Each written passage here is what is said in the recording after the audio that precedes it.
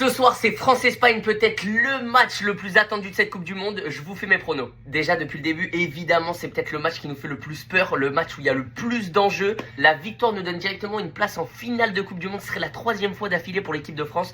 Je sais pas si on se rend compte de l'époque dans laquelle on vit avec l'équipe de France, mais si on enchaîne 3 finales de Coupe du Monde, c'est exceptionnel. Alors attention sur ce match parce qu'on affronte l'Espagne de Lamine Yamal, l'Espagne qui a été championne d'Europe en 2024, qui nous ont éliminés en 2024. Aujourd'hui, c'est un peu la revanche pour l'équipe de France. Et je vous le dis, sincèrement, je vois une bonne victoire de l'équipe de France. 2-0 les amis. On va leur rouler dessus ces Espagnols, c'est bon?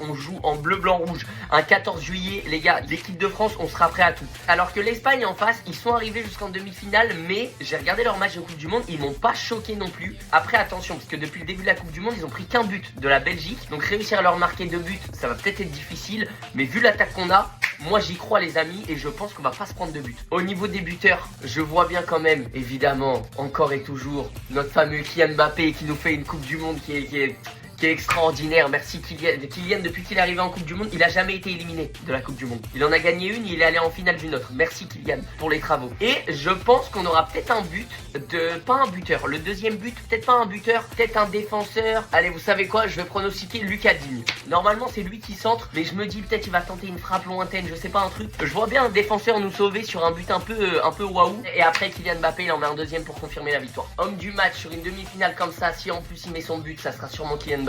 Mais après, attention, moi je vois bien un Upamecano faire un très gros match. Upamecano, depuis le début de la Coupe du Monde, il fait une Coupe du Monde de malade. Je le vois bien faire un match de fou où vraiment il n'y a aucun Espagnol qui passe. Et en vrai, si on se prend 0 but, c'est peut-être aussi grâce à lui. Donc, peut-être ça peut être un Dayo Upamecano sur un malentendu. Et pour le prono bingo, attention, il va pas faire plaisir celui-là. Je vais dire que le premier but que l'équipe de France va marquer sera un but hors jeu. Et du coup, on va se prendre un faux espoir. Au début, on va marquer un but, on sera trop heureux. En fait, il y aura hors jeu et encore 0-0 et on aura le seum.